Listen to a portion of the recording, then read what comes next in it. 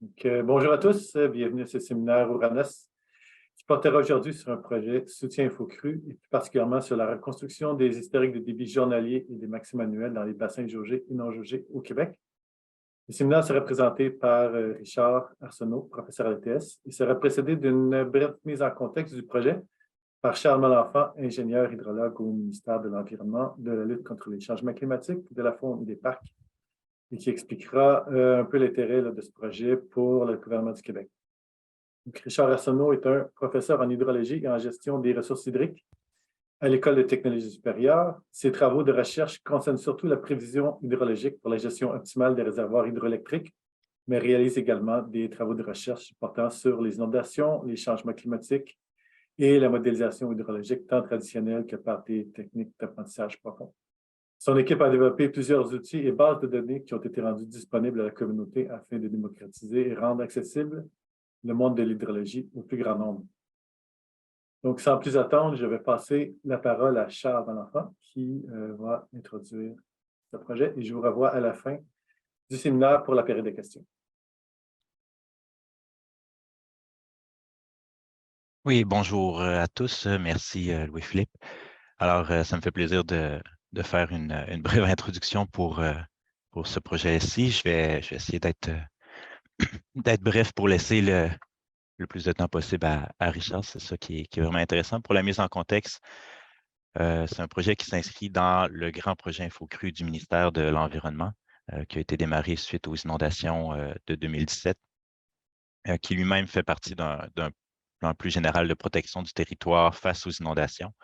Il y a deux grands volets au projet InfoCru. Il y a un volet plus de cartographie prévisionnelle qui vise à donner des étendues d'eau inondées sur un horizon de 2 jours. Il y a un projet de cartographie des zones inondables, plus dans une perspective d'application réglementaire et qui inclut les risques associés au changement climatique également. Alors, la cible, c'est 50 bassins versants, puis on parle de plus de 15 000 km de cours d'eau à analyser, à modéliser. C'est un énorme projet.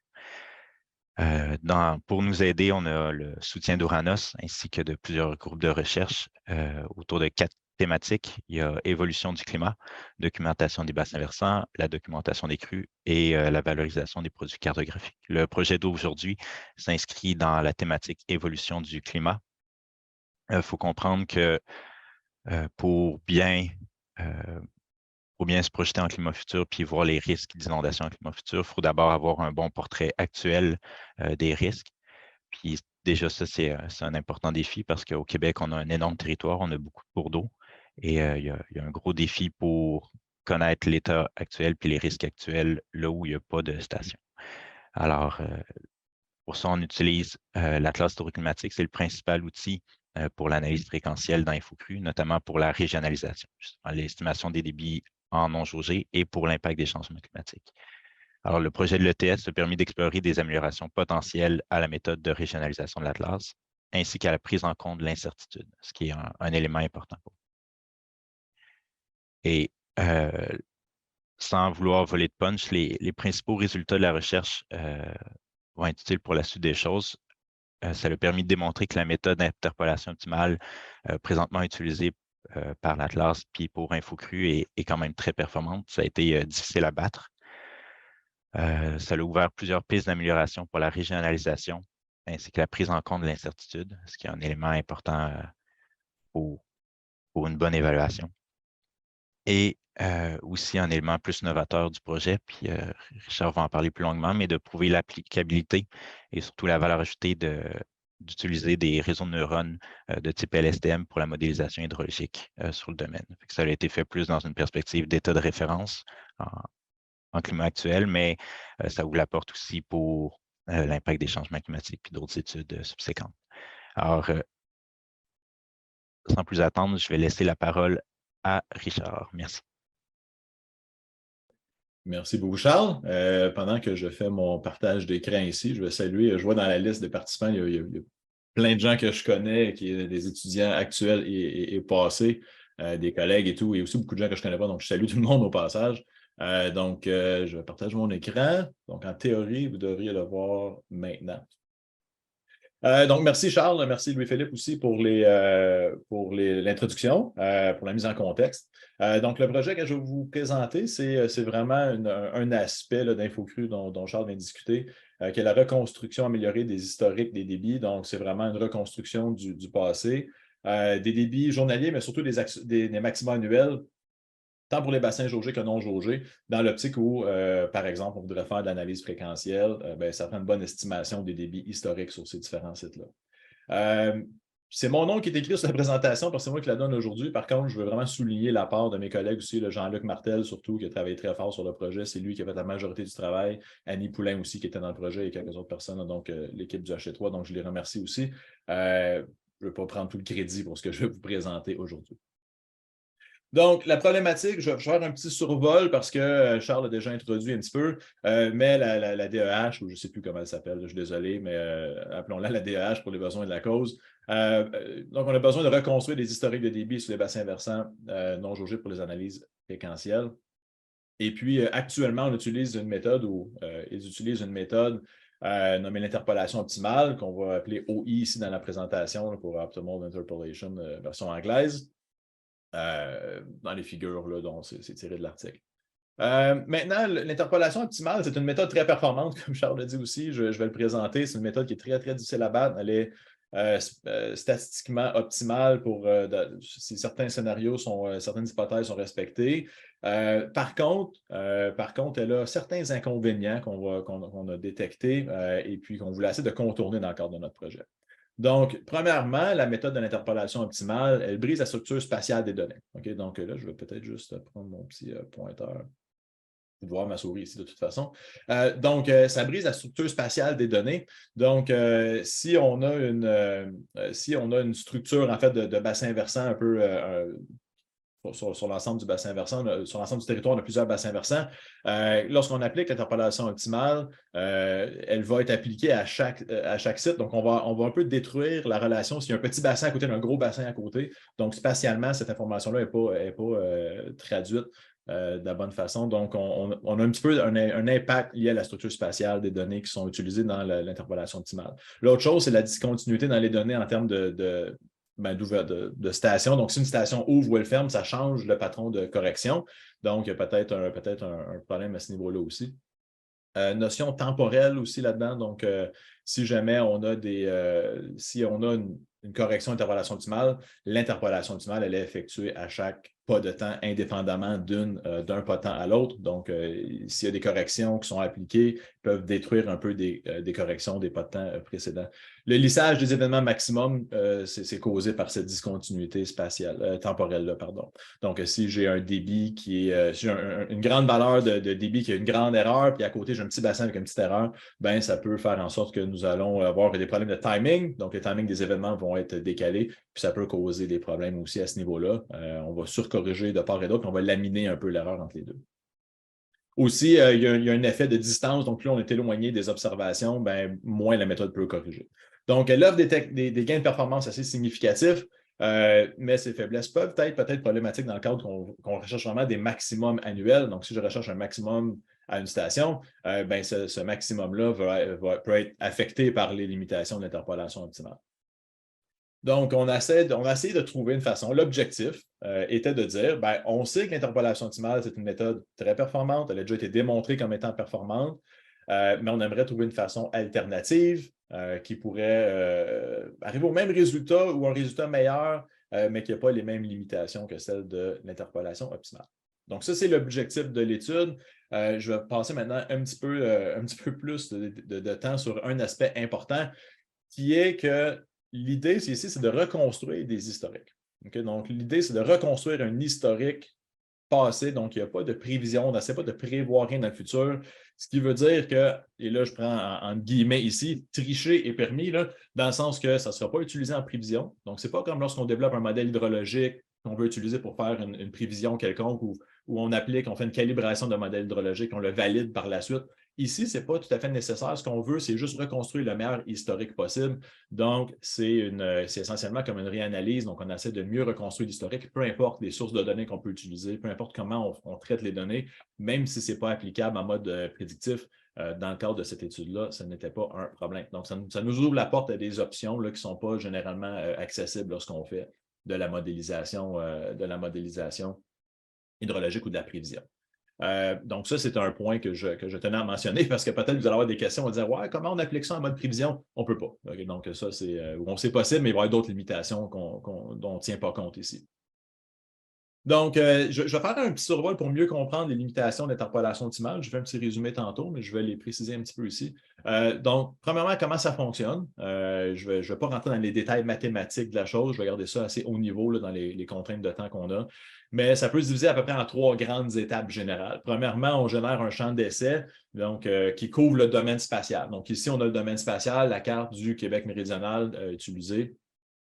Et puis, on va générer des débits au tronçon via la méthode de notre choix, ici, Hydrotel. Okay, donc, on prend la modélisation d'Hydrotel puis génère des débits dans chacun des tronçons ici.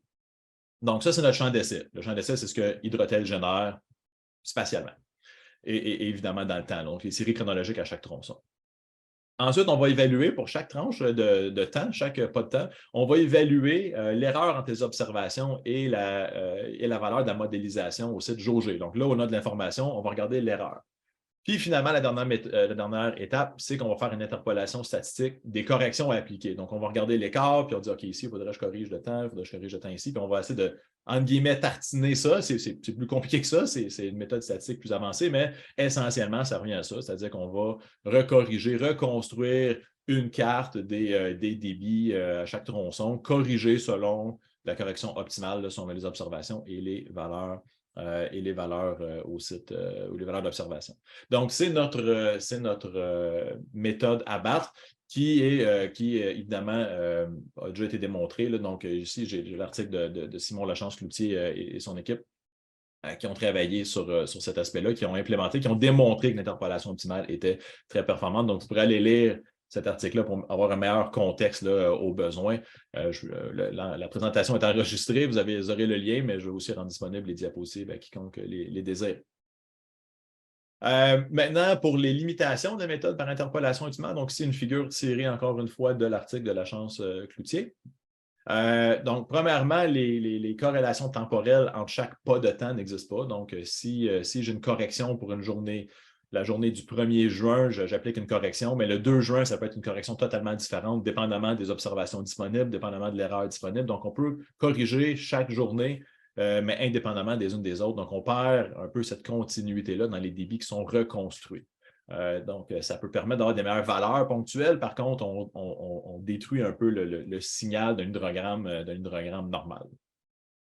Ça va aussi être fortement influencé par la distance. Donc, plus on est éloigné d'un site, plus l'interpolation optimale a de la difficulté à corriger. Donc, selon la méthode d'interpolation optimale. Dans le cadre d'application ici, après 200 km, si on n'a plus que 200 km d'une observation, il n'y a absolument aucune correction qui est appliquée à ce tronçon-là. Donc, on est limité un peu dans l'espace où on peut aller appliquer cette méthode-là. Donc, ça prend beaucoup d'observations dans l'espace pour être capable de faire ces corrections-là. Donc, on peut voir ce genre de comportement ici dans les différentes figures. Là. Donc, la courbe bleue qui est l'interpolation optimale. Donc, SI en anglais pour Statistical Interpolation, donc c'est un peu la même chose. Donc, on peut voir que le modèle hydrologique en vert et la courbe bleue sont très, très similaires, alors que l'observation est très, très loin.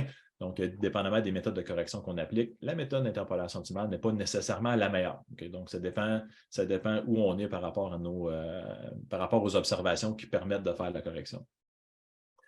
L'autre chose, c'est que la correction d'interpolation optimale est fortement utilisée dans le domaine de la prévision météorologique.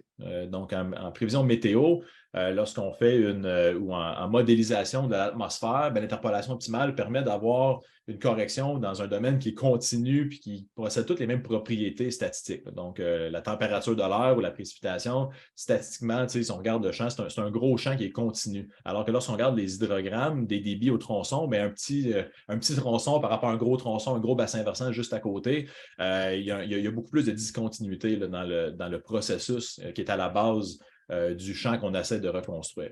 Donc, ça peut aussi causer des problèmes. Donc, on essaie de contourner ce problème-là en faisant des débits spécifiques. On prend l'erreur sur le débit spécifique divisé par le débit moyen, etc.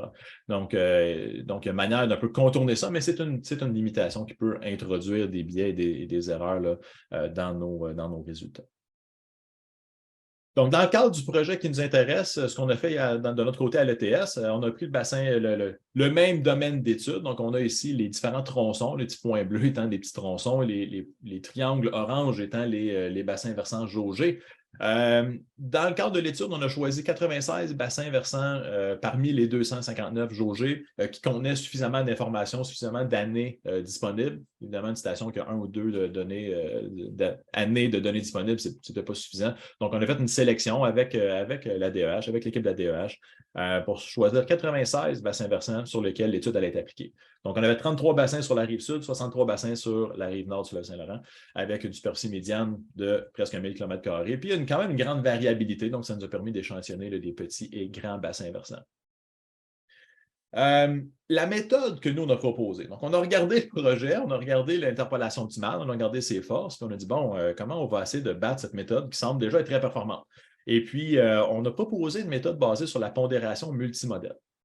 Donc, la pondération multimodèle, c'est quelque chose qu'on a développé, c'est une expertise qu'on a développée dans les 10 dernières années là, au laboratoire, et puis qui permet de mettre en valeur les forces de chacune de plusieurs modélisations. Donc, l'interpolation optimale, comme elle fonctionne, elle, c'est qu'elle prend une simulation, un champ d'essai, puis on applique une correction sur le champ d'essai, puis c'est le résultat qu'on obtient. La méthode de pondération multimodèle, c'est qu'on fait plusieurs simulations de modèles hydrologiques différentes. Donc, on génère une variabilité, une certaine population de modèles de simulation couvrant le champ d'essai. Et ensuite, on essaie de les combiner de différentes manières pour essayer de trouver le meilleur hydrogramme pondéré. Donc, on va pondérer des simulations diverses de modélisation hydrologique. Donc, les méthodes, ce que ça permet de faire, en fait, c'est que ça permet de trouver la combinaison de modèles hydrologiques qu'il faudrait appliquer. Donc, 3 fois le modèle 1, moins 2 fois le modèle 2, plus 1 fois le modèle 3, par exemple, donne la meilleure estimation. Donc, c'est vraiment qu'une pondération là, de différents hydrogrammes. Puis la littérature, beaucoup d'articles ont sorti. La littérature est assez bien garnie à ce niveau-là par rapport au fait que la pondération multimodèle, ça fonctionne très bien lorsqu'on est en mode de simulation. Donc, si on simule une période historique, ça fonctionne très, très bien pour retrouver une méthode qui va reproduire le mieux possible les observations pour corriger les erreurs des modèles simples ou des modèles individuels. Donc, le problème qu'on a, c'est que chaque modèle individuel peut ne pas être très bon ou parfait, mais lorsqu'on les applique, qu'on fait une pondération multimodèle, l'hydrogramme pondéré résultant est souvent meilleur, de meilleure qualité, sur plein de métriques, que n'importe quel des hydrogrammes pris individuellement. Donc, c'est ça qui nous a un peu donné le goût d'aller dans cette direction-là, c'est que si on est capable de générer plusieurs simulations, on peut les pondérer, puis on n'aura plus les problèmes de discontinuité spatiale temporelle parce que toutes les simulations sont sur le même domaine et puis sont pondérées directement là, avec les mêmes poids, donc il n'y a pas de bris à ce niveau-là. Donc, on n'introduit pas de biais ou de cassure dans les séries chronologiques. Donc, effectivement, les méthodes ne présentent pas les mêmes inconvénients que l'interpolation optimale, mais elles ont d'autres limitations, j'en parlerai un petit peu tantôt. Il y a d'autres limitations liées à ces approches-là. Okay? Donc, on a décidé de se lancer avec la pondération multimodèle. On a essayé plusieurs méthodes, donc on a pris ces méthodes-là d'un article qu'on a publié il y a quelques années là, où on compare les méthodes de pondération multimodèle. Et puis, la moyenne simple, la moyenne arithmétique simple, tout simplement, si on a 10 simulations, on fait la moyenne des 10, puis ça, c'est notre prédicteur. Sinon, on a la méthode de Bayes-Granger, mais aussi 3 méthodes de Granger à Manhattan, qui sont 3 variantes différentes. Puis on a ici les caractéristiques, je ne rentrerai pas dans les détails, mais sachez juste qu'il y a des variations sur comment les méthodes vont contraindre les poids qui peuvent être appliqués. Donc, comment on applique une méthode de multimodèle? On commence par générer plusieurs hydrogrammes simulés en utilisant Hydrotel. Donc, les courbes grises qui sont ici, là, la figure que je vous présente n'est pas Hydrotel, c'est un autre modèle tiré d'un autre article qui n'a pas rapport avec notre projet, mais c'est juste à titre illustratif. Donc, on va générer plusieurs hydrogrammes avec Hydrotel et ce serait, par exemple, à un site donné, mais ce serait les courbes qui sont en gris qui sont ici. Ensuite de ça, ce qu'on va faire, c'est qu'on va calculer les poids appliqués à chaque simulation selon la méthode des moyennes carrées sur une période de calibration. Donc, la méthode de Granger-Ramanathan ou la moyenne simple ou la moyenne de Bayes-Granger, ou il y en a d'autres, il en existe plein d'autres. On a fait une petite sélection ici. Donc, ce qu'on fait, c'est qu'on va calculer ces poids-là. Donc, une fois que les poids sont calculés sur la période de calibration, on va ensuite appliquer les poids sur une période de validation indépendante. Donc, on va prendre, par exemple, la première moitié des données pour calculer les poids, puis ensuite, on va appliquer les poids sur la deuxième partie des poids. Et puis, ce qu'on va faire, c'est qu'on va regarder la validation. Puis, la courbe que vous voyez ici, la courbe qui est en bleu foncé, ce sont les observations. Et puis, la courbe qui est en orange, c'est l'hydrogramme qui est pondéré. Puis, on peut voir qu'en général, la courbe qui est en orange représente, par exemple, mieux la pointe que les autres courbes grisées et représente quand même relativement bien les faibles débits, débits d'automne, débits hivernaux, mieux que les hydrogrammes individuels. Certains hydrogrammes individuels sont meilleurs que la pondération multimodèle pour certaines parties de l'année, mais aucune n'est meilleure sur toute l'année. Donc, ça a été notre justification là, pour aller avec la méthode multimodèle. Maintenant, comment on peut essayer de battre l'interpolation optimale avec des méthodes de pondération? Notre objectif et notre hypothèse de travail, c'était que l'interpolation optimale fonctionne très bien en partant. Donc, une seule simulation d'interpolation optimale, on fait une correction, ça donne déjà des très, très bonnes corrections. Et donc, c'est déjà dur à battre. Avec un seul modèle, c'est dur à battre l'interpolation optimale. En fait, pour nous, ce n'était pas possible de battre l'interpolation optimale en utilisant une seule autre modèle de multimodèle. Il y a juste un modèle. Le multimodèle, c'est le modèle lui-même. Ça ne fonctionne pas. Donc, ça prend un minimum 2 modèles. Mais lorsqu'on applique avec 2 modèles, on n'a pas beaucoup de diversité dans l'ensemble. On essaie de faire une pondération avec 2 seuls modèles. On n'a pas beaucoup d'espace pour jouer. On n'a pas beaucoup de marge de manœuvre, pas beaucoup de degrés de liberté. Donc, ce qu'on fait, c'est qu'on a besoin d'avoir plus en plus de pondération. Nous, ce qu'on a dit, c'est que plus on rajoute des modèles, donc sur l'axe des X, on a le nombre de simulations d'hydrotels variées, différentes, bien, plus on va en ajouter, plus notre KGE ou notre métrique de performance quelconque va augmenter parce qu'on va donner plus en plus de diversité. Et puis, l'interpolation optimale, on pourrait dire la même chose. Pourquoi est-ce qu'on ne ferait pas juste une pondération multimodèle de simulation hydrotel pondérée? Donc, on pourrait prendre hydrotel, faire une interpolation optimale sur plusieurs simulations pour faire la pondération de ça. Le problème qu'il y a, c'est qu'une fois qu'un modèle hydrotel, une fois qu'une simulation hydrotel est corrigée par interpolation optimale, si je prends 10 simulations hydrotel, je les corrige par interpolation optimale, la diversité restante, elle est beaucoup moindre parce qu'ils ont déjà été corrigés indépendamment. Donc, si je fais un multimodèle de plusieurs simulations qui se rassemblent beaucoup, je pars de la courbe orange, qui sont les multi-interpolations optimales. Puis, si je fais une pondération, je vais juste monter un petit peu. On ne gagne pas beaucoup de performance de cette façon-là parce qu'il n'y a pas beaucoup de diversité dans l'ensemble une fois que les données ont été traitées par interpolation optimale. Donc, notre but, notre souhait, c'était de tester, est-ce qu'on peut générer suffisamment de simulations différentes d'hydrotel qui nous permettraient, une fois la pondération multimodèle appliquée, avoir des résultats qui sont de meilleure qualité ou qui performent mieux que l'interpolation optimale. Donc, c'était notre hypothèse de travail. C'est là-dessus qu'on est parti. Donc, notre schéma, notre méthodologie ressemblait à ceci. Donc, premièrement, on a des calibrations d'hydrotel. Donc, on a plusieurs simulations qui ont été générées par des modèles hydrotel calibrés de différentes façons. Premièrement, on a l'interpolation optimale qui est appliquée sur ces simulations-là, puis c'est nos résultats de référence. Donc, lorsqu'on va regarder les résultats d'interpolation optimale, c'est hydrotel, interpolation optimale, et c'est tout. La deuxième branche, c'est la branche multimodèle, celle qu'on proposait. Donc, on va sélectionner les bassins, faire la méthode de moyennage multimodèle. Évidemment, ça nous prend une méthode pour ne pas biaiser les résultats. On a utilisé une méthode de Leave One Out Cross-Validation. Donc, Leave One Out, validation croisée, Leave One Out. Je ne sais pas en français le terme exact pour ça, mais bref, où on retire un bassin versant qu'on garde comme bassin test. On applique la méthode sur les autres bassins versants, puis on la valide sur notre bassin versant indépendant. Et on répète ça 96 fois, une fois par bassin versant. Donc, une fois qu'on a sélectionné nos bassins versants, méthode de moyennage multimodèle qui est appliquée avec nos 5 méthodes qui sont ici. Et la pondération, on a fait plusieurs essais. Donc, la première chose qu'on a faite, c'est qu'on a fait une pondération en disant, ce qu'on va faire, c'est qu'on va prendre toutes les données de tous nos bassins versants. On va tout faire une grosse série chronologique avec 95 sur 96 bassins, toujours en gardant le bassin versant indépendant. Donc, on va prendre 95 sur 96 bassins versants, tout combiner leur débit et faire la pondération sur ce long vecteur-là maintenant qui contient tous les potents de toutes les stations pour trouver le meilleur poids appliqué en général sur le bassin versant. Évidemment, on ne peut pas le faire sur les bassins directement, parce que sur les débits directement, il faut faire des transformations pour trouver des débits spécifiques, parce que sinon, les échelles font en sorte qu'on favorise les grands bassins. Mais bon, j'épargne les détails ici, mais ce qu'on fait, c'est qu'on a calculé une série de poids pour chacune des analyses en Leave One Out Cross-Validation.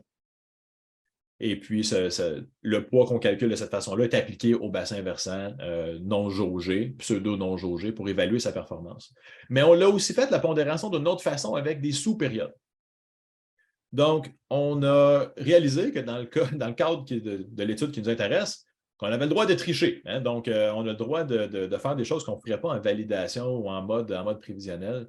Et puis, l'idée ici, c'était de dire, ben, si on veut mieux reproduire les débits d'été, par exemple, ben, peut-être qu'on pourrait trouver des poids uniquement sur les hydrogrammes d'été. Donc, pourquoi est-ce qu'on a besoin de compenser? Pourquoi est-ce qu'on a besoin de faire un compromis sur le poids total, alors que si ce qui nous intéresse, c'est les débits d'été, les débits estivaux, bien, on pourrait calculer des poids uniquement sur la période estivale pour être sûr d'avoir les meilleures performances possibles.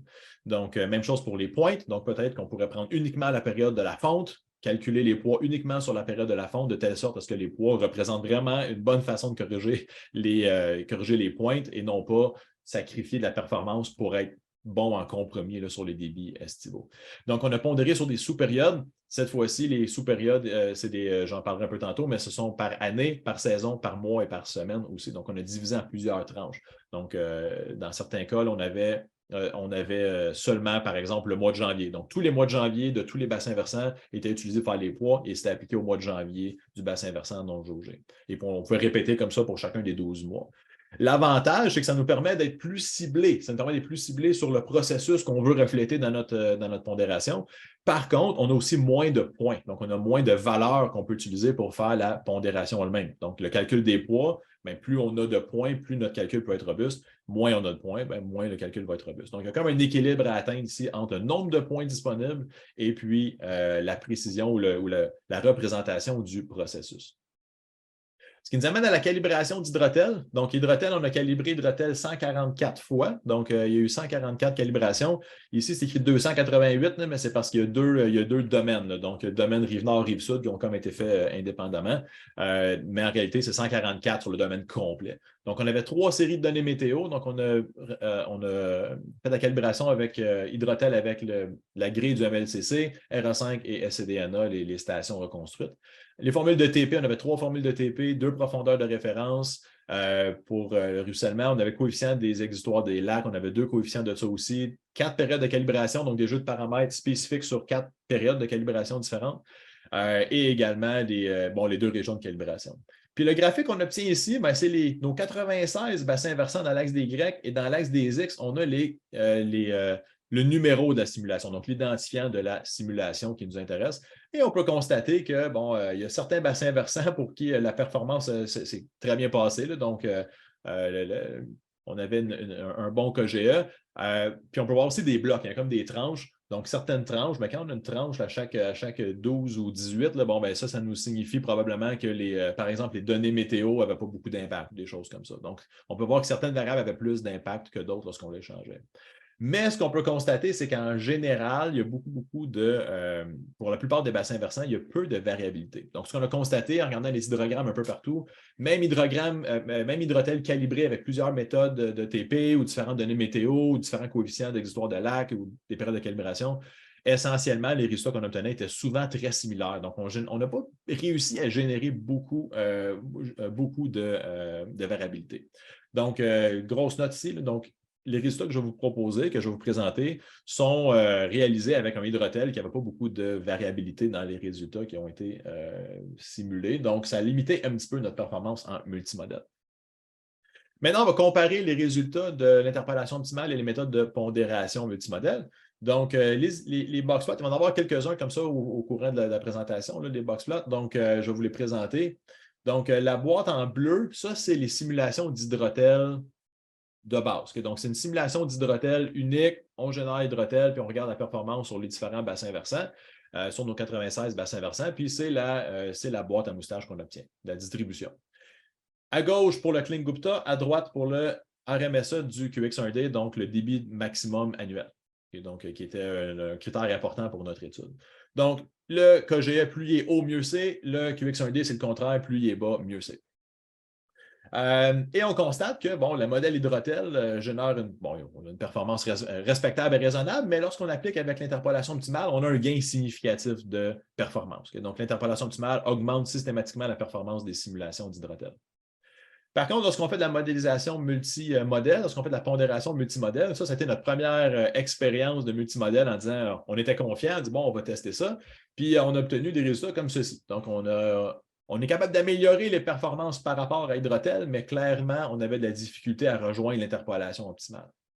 Et donc là, si on regarde spatialement ce qu'on obtenait comme résultat, même les QX1D, là, on voit qu'on avait de la difficulté. L'interpolation optimale était définitivement meilleure. Donc, c'était une première révélation que l'interpolation optimale était meilleure qu'on pensait. Mais l'interpolation optimale, bon, avait certains endroits où il y avait certaines lacunes, certains points qui étaient de performance moyenne malgré l'interpolation optimale. Et donc, mais la moyenne générale, la moyenne simple, puis la moyenne par la méthode de GRA, qu'on a utilisée pour le restant de l'étude, avait aussi certaines lacunes. Donc, on s'est dit, bon, comment on peut essayer d'améliorer ça? C'est là qu'on embarque avec les pondérations sur des périodes plus courtes. Donc, l'idée ici était de dire, on peut trancher lorsqu'on fait la pondération, on peut l'appliquer sur des sous-périodes qu'on sélectionnera pour tous nos bassins versants. Et puis, c'est ce qu'on a fait. Donc, comme j'ai dit tantôt, on a fait la méthode GRA. Ensuite, on a fait GRA juste année par année. Donc, on fait les poids une année à la fois. En disant, bon, ben là, si je pondère une année à la fois, j'ai uniquement un hydrogramme à la fois. Donc, s'il y a une année qui était plus humide, par exemple, tous les bassins versants vont être plus humides, ils vont réagir d'une certaine façon. Donc, ça, c'était la pondération annuelle. Ensuite, on avait la pondération saisonnière, mensuelle, bi-hebdomadaire et même hebdomadaire. Pondération hebdomadaire, là, ça commence à être limite là, dans le nombre de points qu'on peut utiliser pour faire du multimodèle. Et d'ailleurs, on le constate dans nos boîtes à moustaches qui sont ici. On constate que lorsqu'on divise et donc qu'on focus de plus en plus sur le processus qui nous intéresse, jusqu'au pas de temps mensuel environ, là, on gagne en performance. Puis on gagne en performance à un niveau qui commence à se rapprocher beaucoup de l'interpolation optimale. Les bons bassins versants ou les bassins versants où l'interpolation optimale fonctionne le mieux sont quand même pas aussi bien représentés par la pondération multimodèle. Donc, on peut voir l'interquantile range, donc la plage quartile, bref. On peut voir qu'entre le 25e et le 75e percentile, on a une plage un peu plus mince que celle de l'interpolation optimale, qui dit qu'on est peut-être un peu plus robuste là, que l'interpolation optimale pour ces aspects-là. Par contre, lorsqu'on tombe aux 2 semaines puis à la semaine, là, on perd beaucoup de performance. Donc là, on arrive dans l'aspect où, oui, on représente très bien le processus, mais on n'a vraiment pas assez de points pour faire la pondération. Donc, les modèles perdent la performance ultimement. Donc, on a trouvé un peu notre optimum ici. Pour le QX1D, donc pour le débit de pointe, on peut voir que c'est encore une fois soit saisonnier ou mensuel, là, quelque part là-dedans, qui est la meilleure performance. Donc, il y a définitivement une limite à combien on devrait préciser. Donc, ça a été un peu notre contribution aussi là, de dire, voici ce qu'on peut faire avec le multimodèle. C'est un peu la limite où on peut aller avec le multimodèle avec hydrotel. Donc, on a fait des tests ensuite pour savoir si ça serait-tu possible d'avoir des meilleures performances si on utilisait autre chose qu'hydrotel, avec d'autres modèles qui ont plus de variabilité. Et là, on a fait des tests avec d'autres modèles simples, très simples, Jarkadji, Hmetz, Moïse, donc des modèles globaux très, très simples.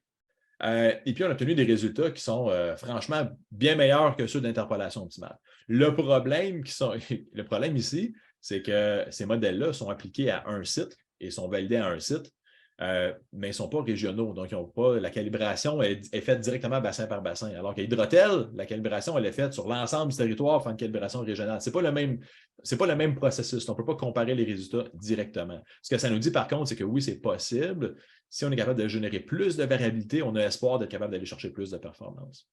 Bon, le problème avec ces modèles-là, c'est qu'ils sont calibrés site par site. Et si on veut traduire les résultats à un autre site, il faudrait faire de la régionalisation qui rajouterait beaucoup d'erreurs dans le processus. Puis on serait au final probablement pas mieux que ce qu'on fait avec Hydrotel. Mais c'était une preuve de concept pour voir si ça pouvait fonctionner.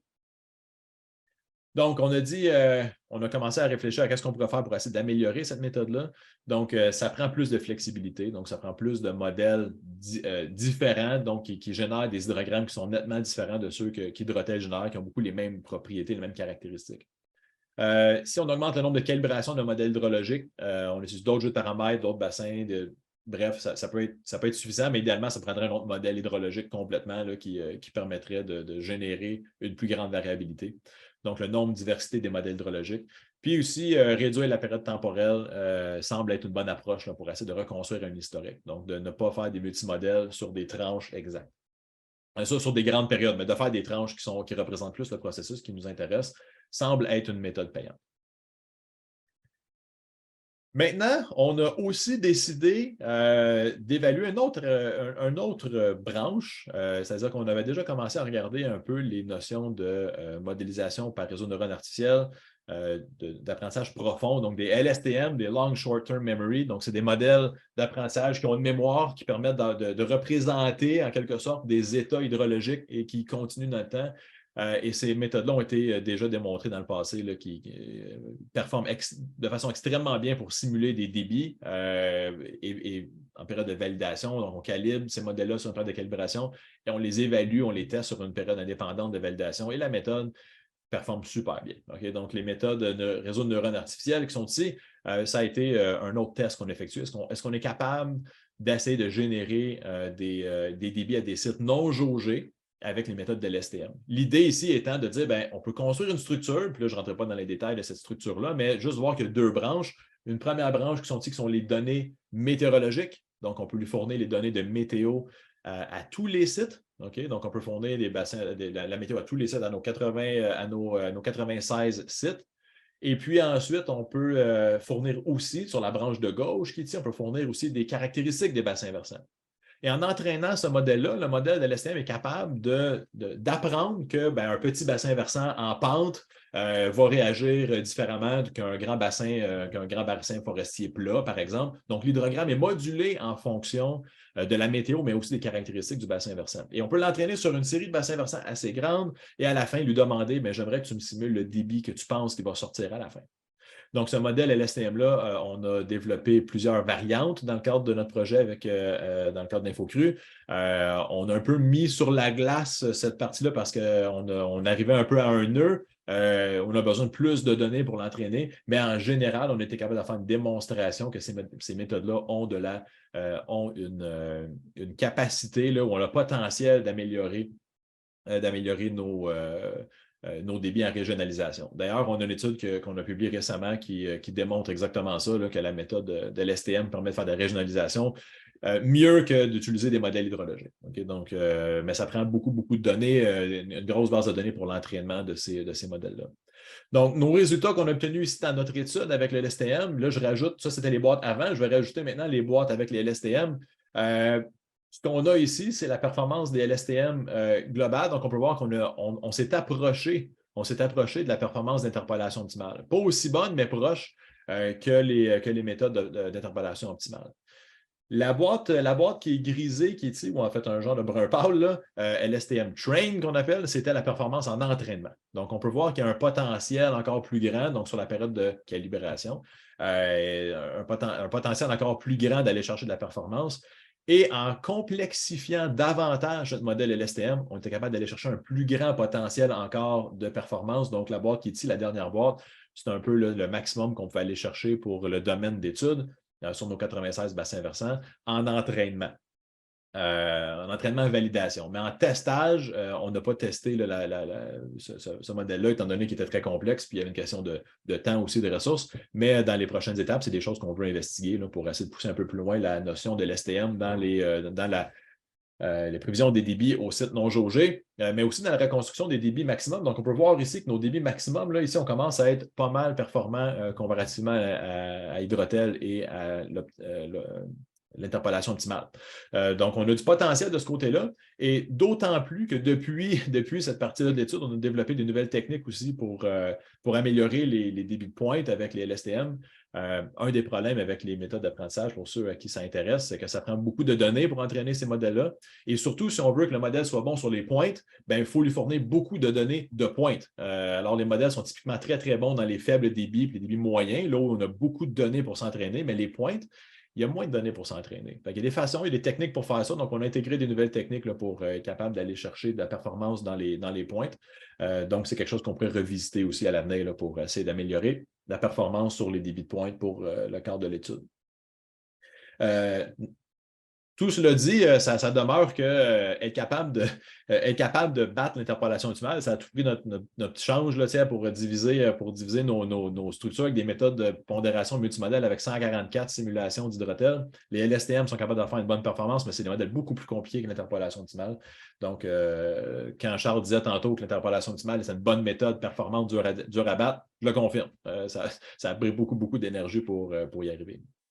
Dernier aspect que je veux discuter vite avant de terminer, c'est celle de l'incertitude. Donc, dans le cadre de l'étude, on a aussi fait une petite analyse d'incertitude sur les résultats.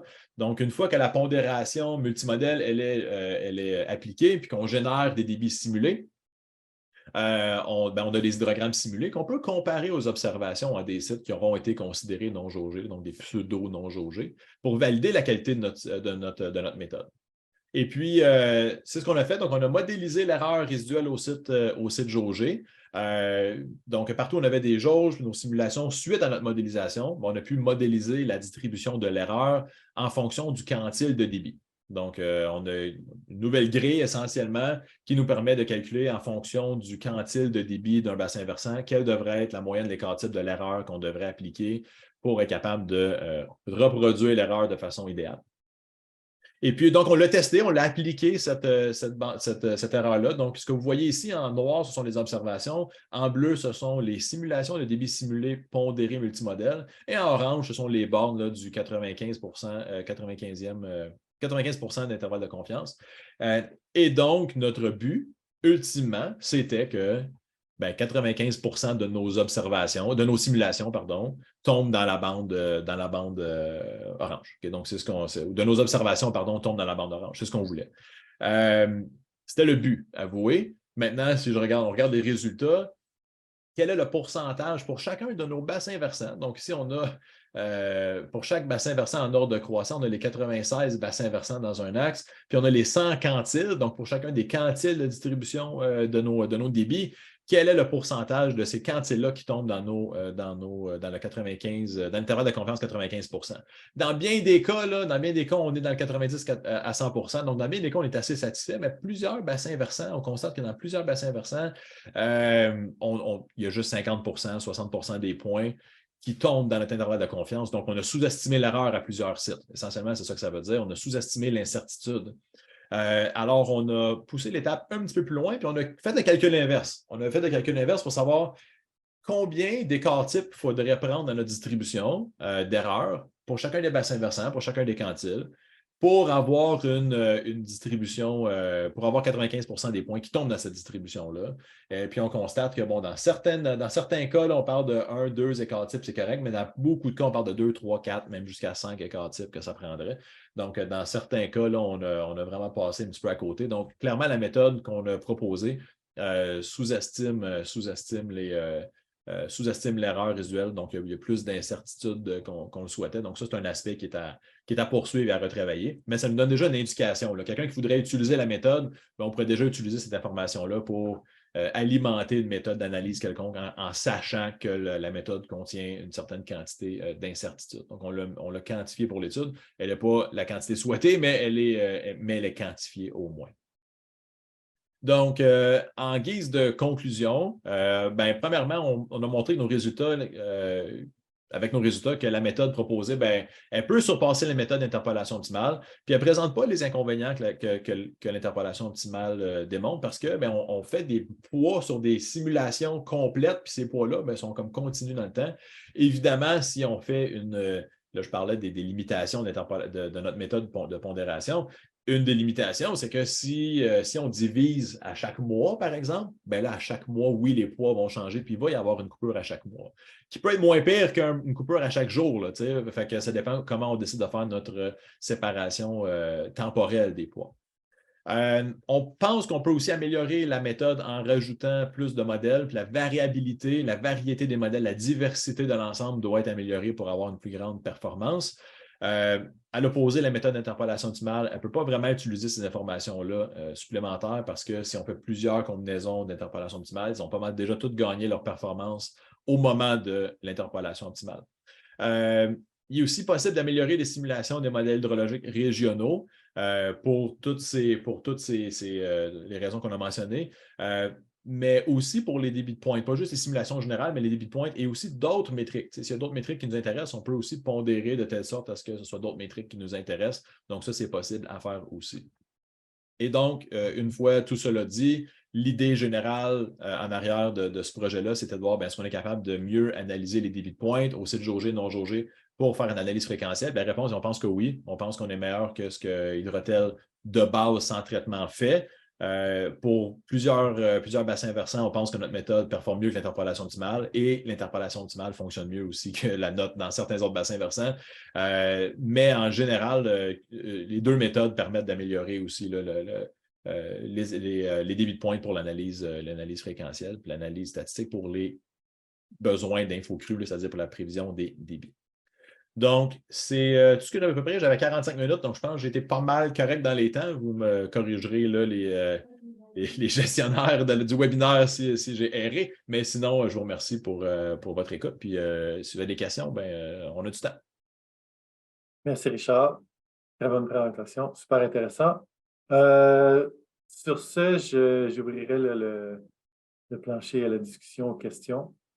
Je n'ai pas de questions dans le chat. Voulez-vous que j'arrête mon partage d'écran? D'habitude, j'arrête mon partage d'écran pour... Oui, ça serait peut-être mieux. Juste, si jamais on a besoin d'y revenir. Si quelqu'un veut l'écran, je pourrais le repartager. Là. Excellent. Donc, j'ai une question de Biliana ici qui dit vous avez dit que la variabilité provient principalement des données météorologiques. Comment estimez-vous que la variabilité obtenue par l'application de la méthode multimodèle est insuffisante? Comment estimez-vous que l'incertitude est sous-estimée? OK, c'est plusieurs questions. Ce sont des bonnes questions.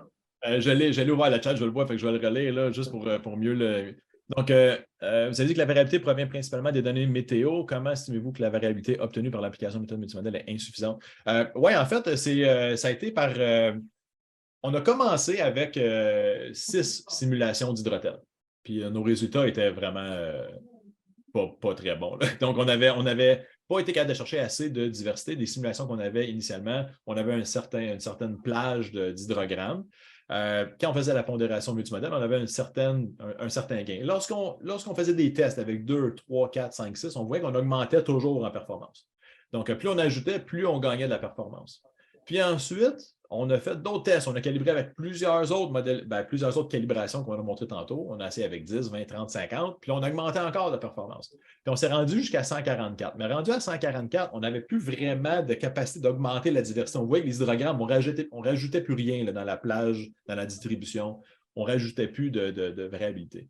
Donc, nous, ça, c'était le premier élément en disant, si on était capable de rajouter des hydrogrammes encore plus variés, on serait capable d'aller chercher des poids qui incluent des modèles plus spécifiques, qui sont plus hauts, plus faibles ou qui ont d'autres propriétés. Donc, ça a été un peu par essai-erreur, expérimentation de cette façon-là. Puis aussi, avec nos modèles, quand on a vu des modèles, on a rajouté des modèles globaux là-dedans, des modèles comme GR4J, on a rapidement constaté qu'on pouvait gagner de la performance sur nos sites qui étaient jaugés.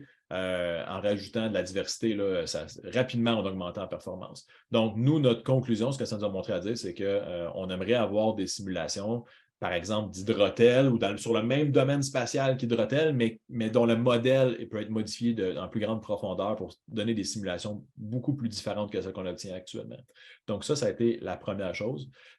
Puis la deuxième chose, la deuxième question, c'était par rapport à l'incertitude. C'est tout simplement parce que nous, avec nos 2 écarts-types d'incertitude dans la distribution d'erreurs, on s'attendait à ce que 95% des points tombent dans la plage d'intervalle de confiance, et ce qui n'est pas le cas. Donc, beaucoup plus de points sortent en dehors de l'intervalle de confiance, qui nous dit qu'on sous-estime l'incertitude avec notre modèle d'erreur. Il faudrait reconstruire le modèle d'erreur avec un plus grand écart-type, dépendamment des sites, pour mieux refléter cette incertitude.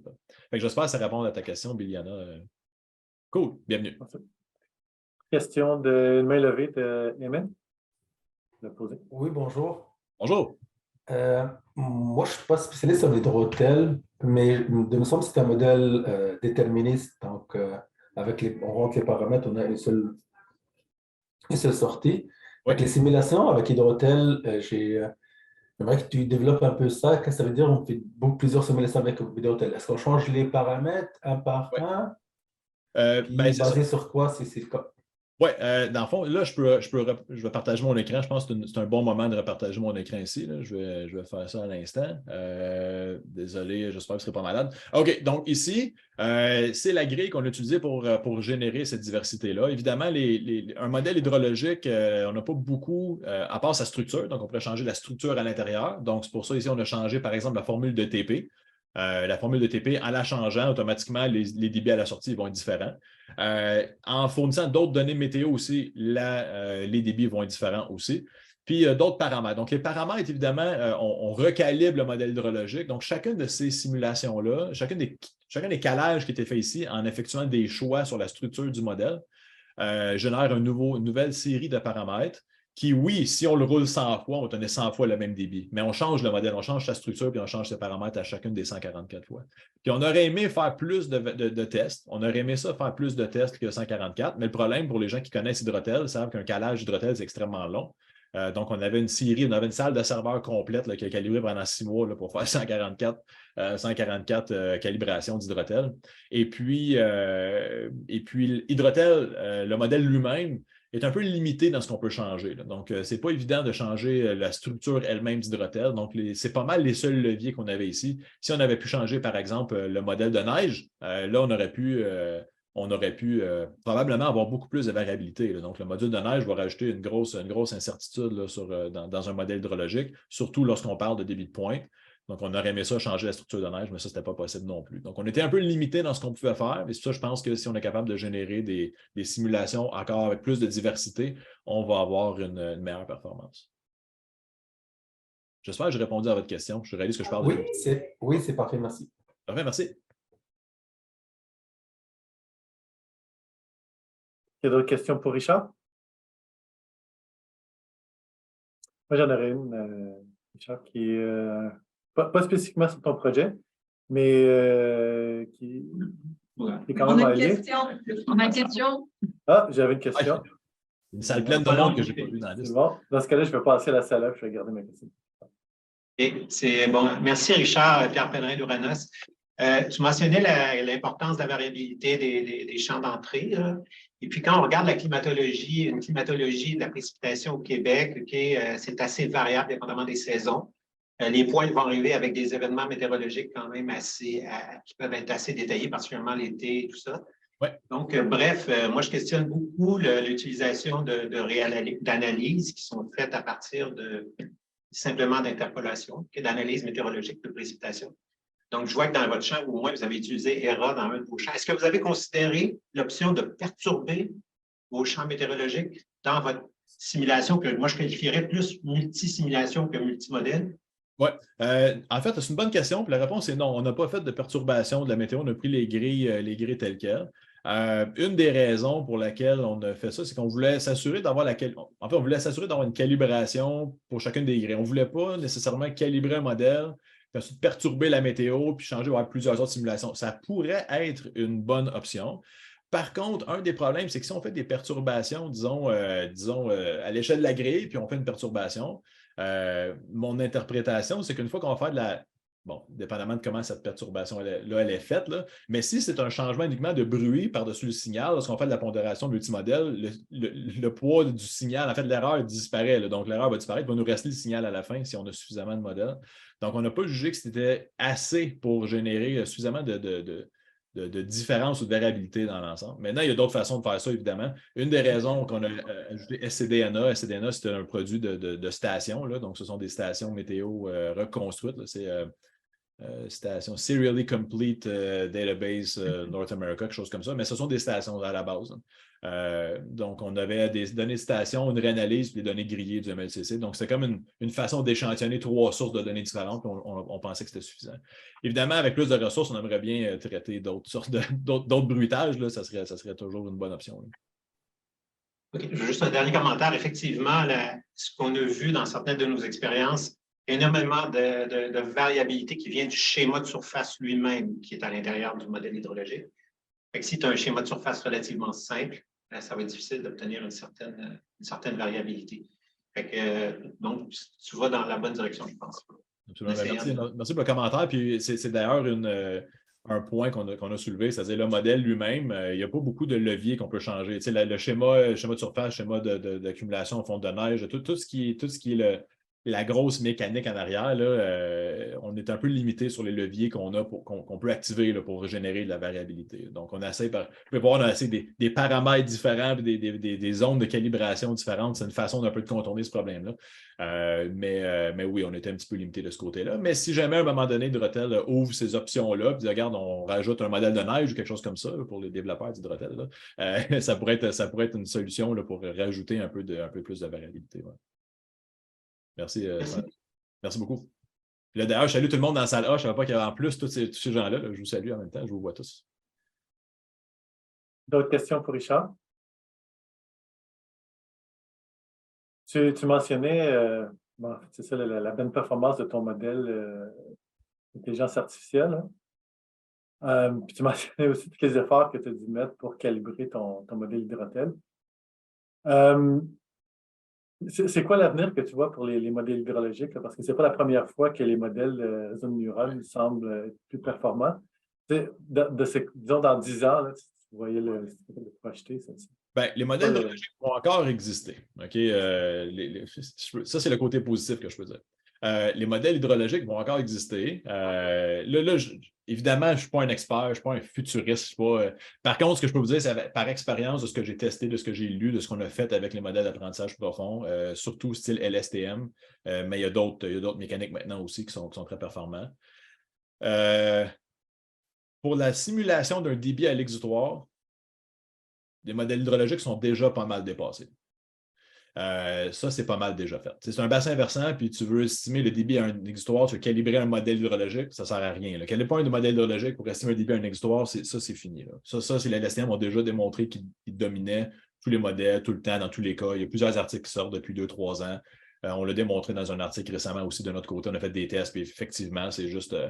Puis non seulement ça, on fait des tests, on avait des tests où on calibre des modèles hydrologiques sur un site. Fait que, disons, je prends un bassin du Mistassini. Là. Bon, je prends un bassin versant au hasard, Mistassini, je fais une calibration de 10 modèles hydrologiques sur Mistassini. Je calibre avec je prends toutes les données, je fais une calibration, j'obtiens un âge de 0.8. On est content, on est satisfait, les hydrologues, là, comme cool, j'ai 0.8, c'est bien. Puis là, je prends un modèle LSTM qui est calibré sur 30, 40, 50 autres bassins en Amérique du Nord qui n'ont pas rapport avec le Saguenay-Lac-Saint-Jean du tout. Puis je dis, estime-moi le débit, estime-moi l'hydrogramme à Mistassini. Puis on obtient un âge de 0.88. Puis il n'a jamais vu les données. Il n'a même pas été entraîné dessus. Fait que ça, c'était peurant. Moi, je regarde ça, puis je me dis, OK, ça fait 15 ans que je fais des modèles hydrologiques, que je les développe, que j'essaie de les améliorer, les processus à l'intérieur, puis il y a une machine qui arrive en arrière qui n'a aucune idée c'est quoi l'hydrologie, puis qui domine complètement. La reconnaissance des patrons, c'est très, très fort, puis il y a beaucoup, beaucoup de potentiel. On a vu au RHQ aussi des présentations qui montraient là, le potentiel des LSTM et à quel point c'est puissant. Par contre, si tu veux un LSTM, ça prend des données pour les entraîner. Et puis, si tu veux autre chose que le débit à l'exutoire, ça ne peut pas t'aider. Donc, si tu veux savoir c'est quoi l'évolution du stock de neige, ça ne peut pas t'aider parce qu'il faudrait que tu l'entraînes sur une observation de stock de neige. Fait que là, ça ne t'aide pas. Il ne va pas simuler le processus. Si tu veux essayer d'estimer comment la nappe phréatique va varier, ça ne peut pas t'aider. Tu veux savoir le débit à plusieurs endroits dans le bassin versant, comme une étude régionale, comme on fait là ici, à chaque tronçon du domaine de l'Atlas. Ça n'aidera pas non plus, parce que là, il ne peut pas estimer ça à l'intérieur du bassin versant. Il va être bon là où des observations à des sites. Je pense que c'est ça, on est déjà rendu, ça c'est déjà fait. Je pense qu'il va y avoir des grandes avancées dans ce domaine-là aussi. On voit que Google puis il y a d'autres groupes là, qui mettent énormément d'énergie pour développer des modèles hydrologiques LSTM global pour essayer pour toutes les rivières du monde, toutes générées par intelligence artificielle, ils sont en train de faire des développements de ce côté-là. Fait que dans les 10 prochaines années, je pense qu'on va voir des grandes avancées, des grandes percées où le LSTM va devenir un incontournable, mais je ne pense pas que ça va devenir... Je ne pense pas que les modèles hydrologiques sont voués à disparaître pour l'instant parce qu'il y a encore beaucoup d'informations, beaucoup de choses qu'on utilise des modèles hydrologiques, la perception, notre façon d'être capable d'évaluer qu'est-ce que le modèle hydrologique fait. Un LSTM, il donne une réponse, mais après ça, qu'est-ce que cette réponse-là veut dire? Comment elle a été décider. Est-ce qu'un ingénieur qui gère une centrale hydroélectrique là, va appuyer sur le bouton dans une situation critique là, parce que le robot lui a dit, ou il va même mieux faire confiance à une machine, un code capable de suivre pour exactement le processus qui l'a amené à cette décision-là. Il y a une question de responsabilité. On parle du domaine de l'hydrologie, mais on peut amener ça beaucoup plus large. C'est le même problème que les autos qui se conduisent tout seuls. Si tu enlèves le pilote de l'équation, est-ce que tu fais confiance plus au robot? C'est une question d'éthique d'IA et tout ça qui va rentrer là-dedans aussi sur l'utilisation opérationnelle. Mais en termes de recherche, je peux vous dire que c'est sûr que la façon que les choses s'en vont, l'intelligence artificielle va prendre de plus en plus de place. On le voit même aussi en prévision, de plus en plus en prévision. Les modèles de prévision des débits sont meilleurs que les modèles hydrologiques dans plusieurs cas. Pas toujours, mais dans plusieurs cas. Donc, on s'en va vers là. Là, si les gens, les hydrologues se mettent à travailler sur l'intelligence artificielle, ça veut dire qu'il y a moins de gens pour améliorer les modèles. Oui, bien ça, c'est un des problèmes. À un moment donné, il faut aussi. Je pense que c'est un changement de paradigme, l'intelligence artificielle en hydrologie particulièrement. Bien, dans plein de choses, hein, mais dans notre domaine, l'hydrologie, je pense que l'IA, ça a été un changement de paradigme au point de dire qu'on a. L'hydrologie a commencé au tout début, c'était du data-driven. Tu regardais les débits observés, puis tu dis, OK, ben, selon mes débits observés, voici ce que je pense qui va arriver. Tu regardes les débits observés, tu as ça pour un modèle statistique, débit d'aujourd'hui, débit d'il y a 3 semaines, d'essayer de prévoir ce qui s'en vient, sans modèle hydrologique. Là, les modèles hydrologiques sont arrivés, puis ça a changé beaucoup de choses, parce que là, les modèles hydrologiques, tu fais simuler les processus, mieux savoir ce qui se passe, discrétiser, ultra haute résolution. Puis là, arrive une machine qui retourne au data-driven, qui retourne en arrière, tu dis non, on va retourner en arrière, on ne va pas vraiment simuler le processus, on va juste faire parler les données, mais qui est tellement puissante. Ce que je vois, ce que je pense qui va arriver plus à l'avenir, ce qui risque d'arriver plus à l'avenir, puis ça, c'est des choses sur quoi on travaille à l'interne en recherche, c'est comment on peut essayer de combiner la force de détection des patrons et des données, de l'analyse de données, des méthodes d'intelligence artificielle avec les lois de la physique qu'on connaît. La conservation de la masse existe. Là. Le robot, il peut bien ne pas le savoir, puis il s'en fout, mais elle existe. On peut le contraindre peut-être. Il y a des façons. Il y a des efforts en ce sens pour essayer de reproduire, forcer certaines lois de la physique dans les modèles pour que l'apprentissage se fasse dans des contraintes qu'on sait réalistes. Mais l'inverse est aussi vrai. On utilise aussi de plus en plus l'intelligence artificielle, incluant dans le domaine de l'hydrologie, pour comprendre des processus qu'on ne comprenait pas avant. Donc, le robot, la machine sort un résultat, tu dis, je ne comprends pas pourquoi, tu regardes dans ses poids, puis il met beaucoup de poids sur quelque chose que tu n'as aucune idée.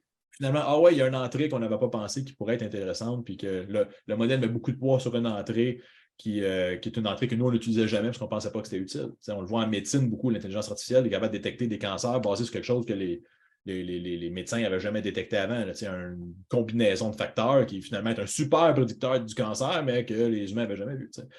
C'est utile dans les deux sens. Je pense que le développement des méthodes de l'STM vont aussi aider à mieux comprendre nos lacunes de nos modèles et vice-versa. Donc, je pense que ça va être un avenir un peu hybride où on va voir de plus en plus les LSTM prendre la place. Là. Encore une fois, là, je parle beaucoup, puis j'ai l'air d'un philosophe, tout, mais c'est juste mon opinion. Hein. C'est peut-être que je suis dans le genre complètement. Là, mais, Ben oui, mais c'est ça que j'avais demandé. Donc, oui, je pense qu'on a un peu dépassé le temps. Donc, je te remercie, Richard, pour ta présentation et ton temps. Ben, merci. Très apprécié. C'était un grand plaisir. Merci beaucoup.